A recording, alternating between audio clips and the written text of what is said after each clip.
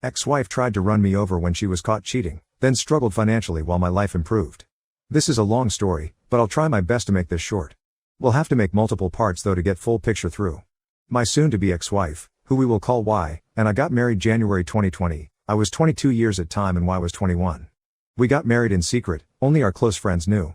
At this time, we were living on campus at our university in Miami, both coming from 2 counties away and where our families lived as well. As soon as we got married, it was a toxic nightmare. For starters, she was secretly texting her ex-boyfriend from HS, who we will call J. She stated they were just friends now, but this didn't sit right with me as this person was also her first time. I'm not the type of person to go into someone's phone as I wanted to trust her. However, she started trying her hardest to hide her phone screen from my point of view, and whenever I touched her phone she would go crazy. At some point, I was able to figure out her passcode and check her messages. However, I wasn't able to find any proof to follow up on this. Fast forward March 2020, the pandemic hits and everyone is forced to move back home. We were in a weird position as we still haven't told our families, so we wore our rings in secret. Everything was seemingly okay until the first week of April 2020, she just randomly stated she wanted a divorce. It shattered my heart to hear that, as I cried and begged her to stay. I tried asking where did I go wrong, or if I wasn't doing enough for her. She just stated she just didn't love me anymore and that she wasn't the one for me. For about a week I was trying my best to save our marriage. I was at her mercy to try to make things work out, but she's extremely stubborn. At the end of that rough week, I decided to finally accept that she doesn't want to be with me anymore. It was hard to accept, but I figured we shouldn't drag this along anymore. I only asked for her to return the wedding rings I gave her, however she refused to give them back as she stated it was a gift from her and she was entitled to keep them. Legally speaking, she may have been right, however I didn't feel like she deserved to keep them as we were no longer going to be together. The rings were real and I was only a payment plan for them for about 3 years, with only 4 months in so far. We argued about this over the phone to the point I hung up, and cried to myself in bed. My mother asked what was going on. I confessed everything to her, and she held me in her arms and told me everything was going to be okay. The next day we both went to Y's home to where we confronted her mother, and told the truth to her as well. It became an argument between our mothers, with Y still upstairs refusing to see me but was texting me asking what the hell was going through my mind, get our families involved. It was then agreed by our mothers that the rings would be given back to me but on another day.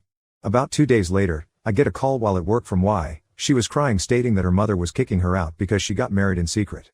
She stated she still loved me and was willing to give us another try, agreeing to cut off J, and that we should move in together and live as a married couple.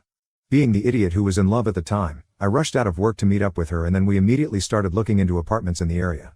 I was able to get us an apartment that was fairly cheap due to the pandemic and the move-in date was within 3 days. When I got home, I told my parents the news and my mother was not happy about this. She explained that I was making a mistake, that I need to rethink all this. My father was disappointed but stated it's my life, my choice. For the next few days, my friends helped me move things from my place and I barely talked to my parents within those days. It was heartbreaking for my mother the most, and hurt me seeing my mother upset as well. First day in, I felt like our marriage was finally moving in the right direction, and I was finally feeling that happiness I was feeling before she told me she wanted to divorce me. However, that happiness did not last long. A few weeks after moving in, we get invited out for some drinks and when we got back home, I went through her phone to find conversations between her and a different ex, who we will call E. The messages went as far as around the time she asked for a divorce and this made my legs crumble. She was passed out on the bed, however I woke her up by splashing water on her and started screaming at her. She was confused as she was still tipsy, but I was very furious and yelled at her for over 2 to 3 hours. At one point I demanded her to leave as she was starting to come back to her senses. She began swinging at me and chasing me around the apartment, actually punching me a few times and clawing at me. I'm not a violent person at all, I took the abuse and just locked myself in the room to keep her away from me. She started crying and begging me to forgive her, to the point she was on her knees and stated she would do anything to make up for it. We just began arguing and then slowly talking about this situation through the bedroom door. Eventually we both calmed down and went to bed, as it was 4 a.m. when this was happening. I didn't sleep however, and when 7 a.m. came around she woke up with only half the memory from what happened overnight. I yelled everything back to her again, but this time she was sober enough to know what was going and again pleaded for me to stay. She cried stating she had nowhere else to go. In that moment, I hated her very much as I feel she stole me from my family, my friends, and my life. About what I saw in the messages, there was nothing that stated they've done anything physical, at least from what was texted. However, there was conversations that had say tensions, such as her calling ES and E stating they should make a video together, which I still consider cheating. After further arguing, I told her as long as she promises nothing happened between her and E, I better not see her talking to E ever again or I will leave her this time. She pleaded that nothing ever happened, but during the same conversation I asked if anything had happened between her and J. She paused and said no. It was at the moment that made me want to investigate this further. My gut told me this was only the beginning of what was to come next and turn my world upside down. I'll explain more on this another day. Update 1. Following my previous post, we are now in May 2020 when I asked if anything happened between her and Jay, where Y reluctantly responded no. The way she answered that made me suspicious. To add on a little bit more, when we first moved in April 2020, I was working at a call center about an hour away from our apartment from 8 a.m. to 6 p.m. She was not working due to her job being closed, so I had to start doing Uber Eats, Postmates, and DoorDash, which would usually be 8 p.m. to 2 a.m. after work or whenever on my days off from work. Also, after the first night we moved in, I was given the cold shoulder from her every night. While I'm at working, she would text me cute things such as her repeatedly say she loves me and waiting for me to come home to cuddle. However, once I got home she would barely touch me or look at me, which led to my discovery about her and E. Anyways, now we're in June 2020, weeks after the incident. At this point I'm keeping my distance from her, keeping my same work routine, while also trying to finish college classes online. She was not working yet, but whenever I came home it was never cleaned unless I did it. Around this time she also adopted a mini golden doodle, but when we moved in I brought my Mulshi along with us, who she loved dearly until our doodle came around, also giving him the cold shoulder. For the next few months, it's been nothing but the same routine. We tried to talk and go out on dates, but it always ended in silence. I tried to break the ice and see if we can work it out, but she never wanted to express herself. Little by little I felt my love for her going away, as I became numb to her treatment towards me. That was until October 2020, when she finally opened up to me. She apologized for her treatment towards me the past few months. We felt like we were both ready to leave the past behind and just focus on us now. It was us against the world. This felt more powerful when I caught COVID the following month, where she cared for me the way a wife should. She ended up catching it from me once I recovered, and I returned the favor. After that, we started acting more like husband and wife. She finally started getting into my hobbies such as video games, anime, art and photography, even coming along with me during my late night deliveries where we would vibe out to music and she would help as well. We discovered new things about each other, went on dates, and honestly it felt heartwarming being her presence again. That spark between us was finally coming back, but I still had a secret grudge against her actions as it was hard to move on from it. All was going good until a few days before Valentine's Day 2021, where I made another discovery. These past months I still secretly went through her phone every now and then, but honestly never found anything between her and E besides what I already knew. However, I decided this time to take it a step further and look at messages between her and her bestie, who I would constantly send all the gossip to with long messages and screenshots. Going through the messages made my heart sank even more when I found more details about her and Jay. Turns out that Y and Jay slept together a few days before she asked me for a divorce, and this was actually the true reason for her asking me for the divorce. As I kept reading, turns out Y and Jay had a conversation sometime in October 2020, I guess for some closure between them, which is why she finally decided to give us a shot. Oddly enough, I was not surprised this time. I woke her up from her nap and just straight up confronted about what I just read in a surprisingly calm tone. She started crying and apologizing about it, and then I just stepped out and went for a drive to clear my mind. Many dark thoughts were going through my head, feeling like I had no one to turn to. For the next few days, I avoided her actions as much as possible. We still slept in the same bed, but there was no physical touch between us. Now Valentine's Day morning, I get a couple of nudges from her in a cutesy tone asking what did I plan for her today. Keep in mind I'm extremely exhausted from work and my deliveries from the whole week, and obviously I'm still heartbroken. She started crying saying that I didn't plan anything out for her. Once I heard that, I jumped out of bed and began scolding her about how crazy as hell she was to think I would do anything for her after what I'd just discovered. I yelled at her how she does not deserve anything from, and how our marriage is a total disaster. Now you may be wondering why am I even still here with her. Well, at this point in my life, I honestly did not have the energy for anything. I was completely blank, a complete 180 from the person I used to be. I used to be creative, make drawings and paintings, do photography and videography, and always looked forward to the next adventure. But I was hollow, feeling like what's the point of life? I know I'm stupid for this, but I just felt like it was just easier to hide it from the world. We were already so deep into the marriage life that it felt like there was no going back, because if I did then what would I do now? It was a dead end for me, and I blame myself for relying on her to make me happy despite also making me the saddest. Doesn't mean I forgave her or anything, I just became more numb. So after this discovery, we again entered another period of keeping our distance. Around April 2021, she took a trip to Peru with her grandmother, and honestly I was a little excited to have the place to myself for a change. I told my friends the news, and they began showing to my place frequently while she was away, not knowing what I know. They made me feel like my old self again, doing our old late night shenanigans and old activities like game nights, watching movies, or just hanging out. I loved the happiness I was getting back, even if it was for a moment. At the same time, the lease on our apartment was up by the end of May 2021, and I've been speaking to my father about my possibilities. That same month, my mother went up to Chicago to spend time with family members for the remainder of the year, and my dad came up with the idea of letting me and Y stay at their home while he follows her to Chicago. I agreed, but Y wasn't so enthusiastic about it. However, I didn't need her approval. It was either here or having our rent twice the price from before for another year. I moved back in with my parents June 2021. Y is still in Peru but was returning in the next few weeks. I finally felt at home again, moving back into my old room and seeing the layout that represented my spirited youth I once had. I enjoyed my last few weeks of freedom, but I knew this happiness wasn't going to last forever, as Y finally returned from her trip from Peru. The next part of this story is where crap really hits the fan, almost costing me my life. Update 2. So now it's June/July 2021, Y and I are living at my parents' home. I started a new job in sales and was able to advance pretty quickly to a supervisor role within 2 to 3 months, which paid well enough to afford my dream car. As for my marriage, we had a steady relationship for the remainder of the year. We had our good and bad moments, but overall it was still a blank feeling I had. I didn't know what I felt towards Y, whether it was anger, sadness, depression. I just felt like the marriage was just existing for no reason. By the start of 2022, there was a bit of reconciliation between us, enough for us to start going out on dates again. We opened up more, but we were still wondering where our marriage stood. Everything was seemingly okay until May 2022, where my life flashed before my eyes. I invited my friends over for a hangout at my parents' place to watch a boxing match. I told Y about it and stated how it will be only for a few hours and to expect some yelling as we get passionate about sports, and she was okay with it. As the fight kept going, we kept getting louder and louder, to the point she was angrily texting me to keep the noise down. She would come out to grab snacks or use the bathroom, only to keep slamming the door back to the room. After the fight, one of my friend's truck had a dead battery, so I used my car to jump it. While we're jumping it, the four of us kept conversating for about another half hour. While we were talking, Y demanded me through text to come inside repeatedly, to which I texted back that we're finishing up. As I'm just about to head inside, Y storms outside the house and heads to her car. I asked if everything was okay, but she had a very serious look on her face and she angrily pushed me aside. Before leaving to Chicago, my dad installed outdoor solar lights in the front yard. The way Y's car was positioned, her only way out was through a grass area that had one of these lights. She revved up her car, and before she took off, I tried to stop her from running over the light and asked what was wrong. She paused for about 5 seconds, then stepped hard on the gas and almost ran me over.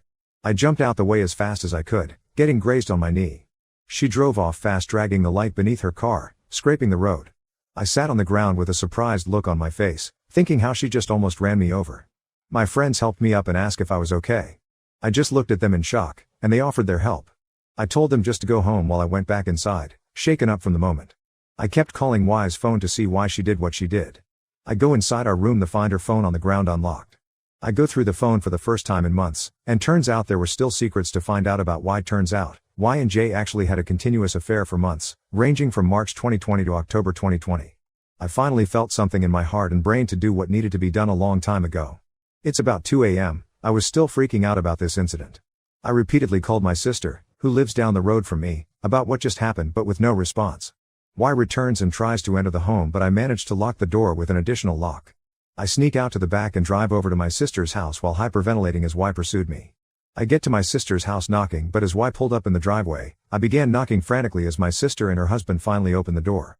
This caused Y to back off and drive away. I explained the situation to my sister and cried to her about what just happened, and finally opened about how she cheated on me in the past. It was a hard pill to swallow, but I was ready to finally let this marriage go. I asked her to accompany back home to make sure Y doesn't try to hurt me again. When we get there, Y was already packing up her belongings. I kept my distance for about 5 minutes, then asked her to give me back the rings and the keys. She already expected this as she had them in her pocket, already gave them to me. She grabbed her suitcase and took our golden doodle with her. My sister and I talked a bit longer and then she finally goes home. That night was a long one for me. I slept at about 6 a.m. only to be woken up about 7 a.m. to knocking on my window from Y. She spent the remainder of the night in her car and asked if I could at least take back the golden doodle inside. As much as I wanted to, I ignored her knocking. This went on for about 30 minutes. Later on, I reached out and met up with her to talk about the situation. I finally told her about everything I knew and decided it'd better for us to separate. She cried and begged me to let us work this out, but I was tired of the emotional and physical abuse all these years, the lies, the heartbreaks, everything. As toxic as it sounds, what followed afterwards for Y was actually satisfying, as I felt like I was karma for everything she has put me through. I will sound like a crap in the next part, but I believe I deserve a genuine laughter for once. Update 3. Y moves back in with her mother, but not for long, as she does not get along with her stepfather and has too much pride to be living under her mother's roof again. She ends up finding her own place August 2022, stating that if I ever wanted to make it work out, I was always welcome to move back in with her. My parents came back from Chicago, about a week after we separated. A majority of the furniture in our bedroom was hers, as she made me throw out my items such as my bed and drawers and replace them with hers as it looked more classy. Besides the bedroom, we had a couch, tables, kitchen appliances, etc. all boxed away in another room in the house. The day she told me she was coming to take her belongings, my father and I left everything out in the driveway but did not bother to help them move anything into the truck. She brought along her mother, stepfather, her uncle, and her 2 aunts, who I would say are not all physically strong people. Her grandma was also there to mostly watch but help with little things to move. What took my father and I about 30 minutes to move and maneuver out the house took them 2 to 3 hours to put in a truck. We peeped through the window having a few drinks and laughed about how they were struggling while they were all talking crap about me and my family. I don't know why they included my family, but then again they're a family who talk crap about everyone and everything. When Y moved into her apartment, she was working a new job she got through her field of study, which paid well by the hour but didn't get enough hours. She had too much pride to work a second job, as she felt like this was below her. Because of this she struggled to keep up with her rent, electricity, water bill, car payments, insurance, etc. She reached out to me a couple times asking for money, but I refused to help her as I felt like her financial problems had nothing to do with me. Y would try to gaslight me to give her money, saying I shouldn't let our golden doodle suffer along with her, which I replied that she should go ask her lover for money. I was surprised to learn later on that she told her mother the truth, and her mother took my side and stated she would not be giving her money either. The rest of her family still hated me for not wanting to work it out after she cheated, but their opinions don't matter because none of them are married themselves. Months went by, we were still legally married. Y agreed to go half on the divorce fees, but did not have the money. During these discussions, she admitted she still had hope for us to work it out as she still had love for me, and believed I still loved her back. Call me stupid, but I did love her back, but I just knew I couldn't keep playing this game anymore. Despite everything she's done to me, it was still hard for me to hate her as this is someone I've grew close with in high school, who's helped me when I was at my lowest point in life, and made me happier than anyone else ever could. Yet she still managed to break me and made me feel like I will never be good enough for anyone ever again. We still have each other on social media and even though she claims to be struggling with money, she always seems to be out every weekend at the clubs. This usually ends up with her drunk texting or calling me, stating she was wrong for how she treated me. Whenever I post on my IG or Snapchat stories about being out late at night, she's usually the first to see my posts, usually within a minute. She acknowledges that I look happier without her. As of now, I wouldn't say happy but I do feel like this is freedom. Since moving out, she's gotten into 2 car accidents just a few months apart. We're no longer on the same insurance together, but she still called me asking if I can financially help her, which I refused and told her she was on her own now. I still had her on my phone plan a few months after, but decided to disconnect her line without letting her know. Once reconnected, she angrily texted me days later about how she lost her number and had to get a new phone because her current phone was still locked with my carrier and she couldn't call to unlock it since I was the account holder. She called me a crap and I couldn't help but laugh about it. I have this ex-girlfriend that I ended off on good terms with. We were friends until Y and I got married, where she forced me to cut off my friendship with her out of fear that my ex would try to get with me again. We started hanging out again, and when Y found out, she swears that I only divorced her to get back with my ex. I had no interest in her after the breakup, only seeing her as a friend at this point, even after Y and I separated. From what I heard from a mutual friend, she tried to get back E, who now has a girlfriend and a child. She also tried again with J, who now has a girlfriend. Y would sometimes reach out to me about how she's still behind on certain bills, would barely eat, almost got evicted twice, and can't afford to care for the golden doodle. If I had to guess, she's most likely getting money from her grandmother. We would still text time to time to figure out a court date or days where I still had to give some leftover stuff from home. She would always say she would never find a guy like me, and how much she wishes we could try again and regrets her actions. Part of this made me feel happy for karma, the other part would be feeling sad about how everything led up to this moment. Around March 2023, we went to court to finally file our divorce. While waiting for our turn, she stepped out and hauled to cry her eyes out, while I just sat there not knowing what to think. After about 10 minutes, it's finally our turn and we began signing away. Ever since then we just now talk with a few texts once everywhere 1 to 2 weeks, saying what we have left to say. As for myself, I was promoted to manager a month after we separated. I stayed in this position until November 2022, as I was overworked to the point of getting no sleep. I was able to find a better paying job, one that I continue to work for to this day. During the marriage, I've gained weight from overeating to help cope with my depression. I've been going back to the gym, but need to work on getting a routine. I have big plans with my friends for the summer and myself for later this year. It's now June 2023, I wouldn't say life is perfect, but whenever I'm having a bad day I think about how Y's life is basically falling apart now ever since we parted ways. Makes me feel like she deserves to feel what I felt for 6+ years. I'm an idiot for thinking this way about her, but at least my life is finally going in the right direction and hopefully continues that way and she could see how happy I could be without her. Update 4, this is my last post about this, just for a few clarifications. I had to cut this section out of part 4 to be able to post it. If there's any other questions I can try answer them as well. The history of Y and I dates back to our high school days. There's more details about how Y and I first met up to the point where we got married. Looking back on it, we always had a toxic relationship, but that's to say it was all bad as we had our great moments as well. As for how our boyfriend-girlfriend relationship went and why I married her, I'll explain that another time if necessary. I appreciate the feedback, both good and bad. Like I said before, I was a dumb crap who thought everything would magically work out. I don't know if I would call this outcome a win for me, but at least I can finally start over now. To the readers that think this is made up, I don't have the time to come up with a story like this. I'm posting my experience as a way for me to get this off my chest. I'm not the best when it comes to expressing myself in person, and Reddit probably isn't the best place to do it, but posting here with other people who had similar experiences made it easier for me. But thanks for still actually reading all these long posts. Sadly, this isn't my first rodeo. There's a relationship I had before this that broke me, and made me who I am today. Sounds dramatic, but that's the best way to put it. I'm open to talking about it one day. Update 5, today I'm going to court to meet up with my wife, who we're calling Y. She texted me Monday, June 26th to remind me we have court today, June 30th. Yesterday she gave me one more reminder and also asked for a few things I still had left from her. I asked for some things as well. We still have each other on social media where we still see each other's stories. I don't snoop or anything, I just happen to see it when I'm seeing other stories. I suppose she has a sorta new boyfriend now, or at least is working up to it, as she's been posting text messages between her and the same guy. I don't think it's to get me jealous or anything, but knowing her, she likes the attention from other people as she did the same thing when her and I were becoming a thing. But I don't feel any jealousy or hate towards her. I'm actually relieved she's moving on. The way I see it, someone else is taking over my old problems. They have no idea what type of hell they're getting into. All I can say is good luck, they're going to need it. As for court, I actually feel excited about it. I can continue to move on with my life and she can finally be out the picture. She stated that even after the divorce we can still be friends, mostly because of the golden doodle we have together. Despite me loving that dog, I have to let this all go. After we finalize everything, I will block her on everything, so I don't have to see or hear about her again. As for myself, I haven't tried to meet anyone new. I don't really have it in me to try again. Main thing holding me back is the trust issues and my own insecurities. Usually when I've been in a relationship, it's always been the female that made the first move on me, including Y. I should really change that though, but for right now my main focus is work and bills that I'm close to paying off. One of my friends is now training me at the gym. So far I've lost 10 pounds. My friend group and I are going on our summer trip next week. We have multiple locations to drop by within our state. So yeah, life is good so far and I'll try to update how the court went afterwards. Update 6, sorry for the late update, I've been working overtime like crazy but today I have time. On Friday, June 30th, we get to the courthouse and wait for our turn with a clerk. After like 3 minutes we get called, and there's only one chair for us to sit down. I take the chair for myself and even though I'm not looking at her, I can feel Y staring at me hard. She says, "Can I at least sit down?" To which I respond, "Then grab a chair," and she just says whatever and stands up.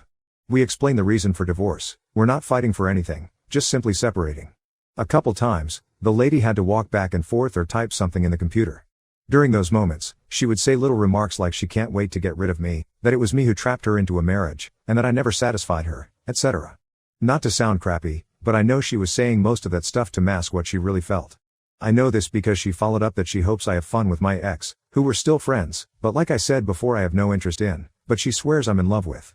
While we kept going back and forth, the clerk was trying so hard not to laugh. We pay the fee, and now we just have one more court date in 1 to 2 months. It was raining when we walked out, so we still discussed a few things. Main thing, she asked if I could watch our golden doodle in August while she goes to her trip out the country. I said not possible for me, and she followed that I'm a deadbeat dog dad and that I will never see him again and left. Here's the kicker, yesterday Y asked if I can watch the golden doodle for today, to which I can't because I work today, even though it's 4th of July. And also, today is her birthday. She won't be getting a happy birthday from me though.